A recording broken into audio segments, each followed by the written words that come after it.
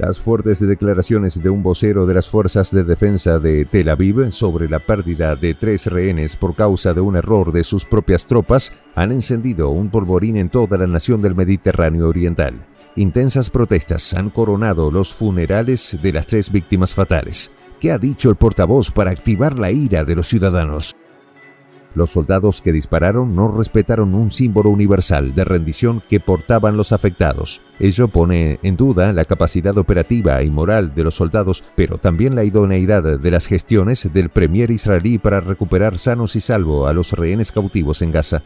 La violencia desmedida le cobra factura a Benjamín Netanyahu. Los detalles a continuación.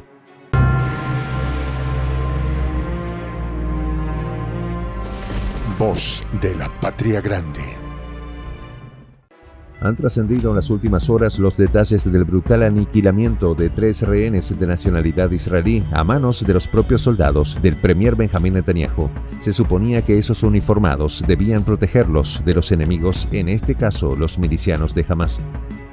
Un oficial militar, el teniente coronel Richard Hedge, se encargó de develar algunos elementos de la investigación inicial que no dejan bien parado a Tel Aviv y que, por consiguiente, han sacudido a la sociedad hebrea. En medio del operativo en el que fallecieron los 3 secuestrados, se generó una situación muy grave. ¿De qué se trató todo exactamente? Cuenta el funcionario castrense que los 3 rehenes israelíes que perdieron la vida por error en Gaza a manos de las fuerzas de defensa estaban sosteniendo una bandera blanca. Ello da cuenta de que los soldados que batallan para Netanyahu les han dado una orden: disparar indiscriminadamente sin importar de quién se trate, si es un civil o un miliciano rival. Ello ha encendido el debate en el propio país del Mediterráneo Oriental sobre la calidad moral y operativa de las tropas y los altos mandos militares dirigidos por el primer ministro. El caso es que un soldado vio a los rehenes emerger a decenas de metros de distancia en Shehaya, una zona de intensos combates en el norte de Gaza. Estaban todos sin camisa y tenían un palo con un paño blanco encima, un símbolo universal de rendición, un consabido llamado a no disparar. Pero el soldado se sintió amenazado y abrió fuego. Declaró sin tener certeza que eran extremistas, relató el oficial Hedge a periodistas que le entrevistaban sobre la investigación derivada. Acto seguido, casi de forma automática, sus compañeros abrieron fuego. 2 de los objetivos perdieron la vida inmediatamente, relató.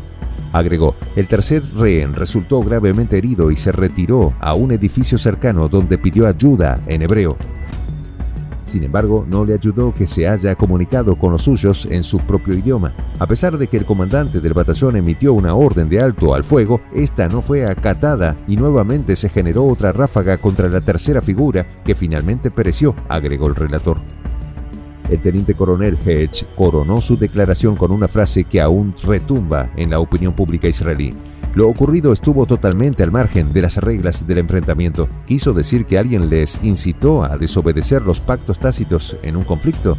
¿Acaso esto califica la acción en Shehaya como un crimen de guerra? Lo cierto es que cuando el ejército identificó el viernes 15 de diciembre los 3 rehenes aniquilados como Yotam Haim, Alon Jamris y Samer al-Talalka, la ira de la sociedad israelí se desbordó contra el premier Netanyahu, al que se acusó de ejercer una violencia desmedida e inhumana. Muchos han cuestionado que jamás haya arrasado ciudades israelíes, quitando la vida a 1.200 personas y capturado a 240 rehenes desde el 7 de octubre. Pero tras la situación de los 3 rehenes israelíes dados de baja con fuego amigo, se empieza a producir duras críticas desde la opinión pública de Israel sobre el deceso de más de 19.000 civiles palestinos a manos de las tropas de Tel Aviv. Alrededor de 300 personas que acudieron a llorar a Samer al-Talalka, de 25 años, en su funeral el sábado en su ciudad natal de Hura, en el sur de Israel, deploraron la acción del ejército. Teníamos tantas esperanzas y expectativas de que regresaría con nosotros, dijo un primo Alá al-Talalka a la emisora pública israelí Kan. Las familias solo piensan que es imposible traer de vuelta a la vida a los rehenes, por lo tanto coinciden en que ya es el momento de pedir el fin de la confrontación al primer ministro, afirmó. Recordó que más de 100 rehenes permanecen en Gaza, retenidos, incomunicados y bajo riesgo de desaparecer bajo las balas de las tropas de Netanyahu. Y estas palabras se unen a la protesta nocturna que se escenificó frente al cuartel general de defensa en Tel Aviv en rechazo al belicismo de los militares. El padre de una persona que permanece retirada por Hamás se preguntó si sería el siguiente en recibir malas noticias. Estamos ante la presencia de una suerte de ruleta rusa, afirmó Ruby Chen, cuyo hijo, Itai, está cautivo. Mientras hablaba con los periodistas que cubrían la manifestación, sostenía un reloj de arena. El gobierno necesita controlarse para poder controlar la situación y traer de vuelta a los rehenes. Tal como está actuando, no ayuda en nada.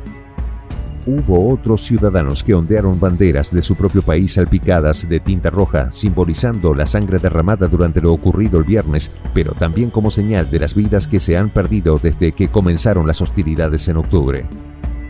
La actividad en la que muchos gritaban consignas contra los soldados sirvió de preámbulo a la declaración que las familias de los 3 rehenes aniquilados hicieron más tarde, el sábado.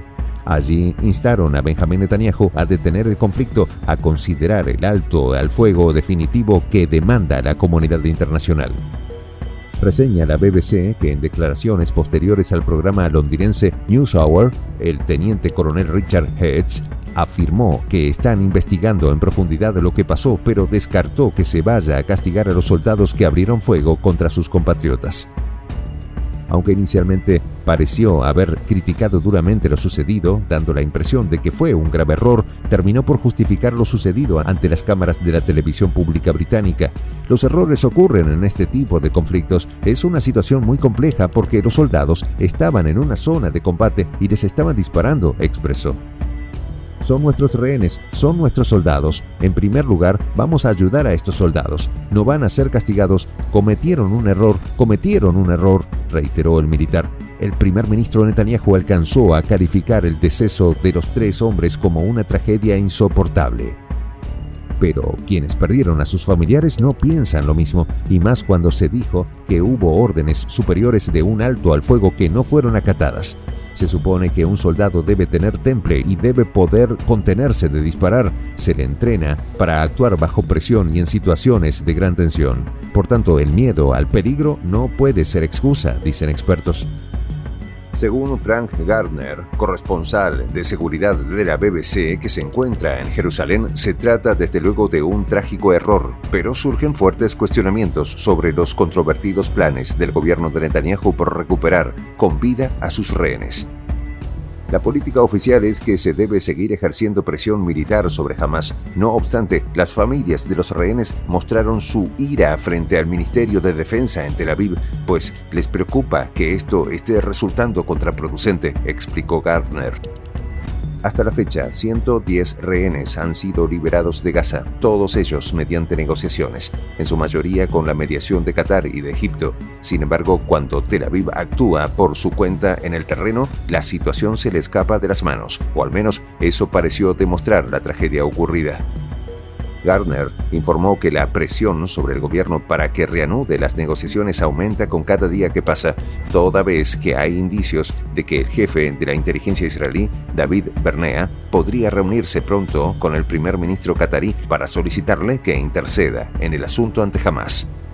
Soy el Juan José del Castillo, director del canal Prensa Alternativa. Si quieres ser parte de la comunidad de la Patria Grande, suscríbete a nuestro canal. Si es que quieres que te lleguen las notificaciones cada vez que subimos un video, activa la campanita. Si quieres apoyar a nuestro canal económicamente, puedes hacerlo a través de PayPal. El enlace está en la descripción del video. A nombre del equipo de Prensa Alternativa, me despido con esta expresión en el quechua milenario, Tupananchis Kama, cuya traducción es hasta volvernos a encontrar.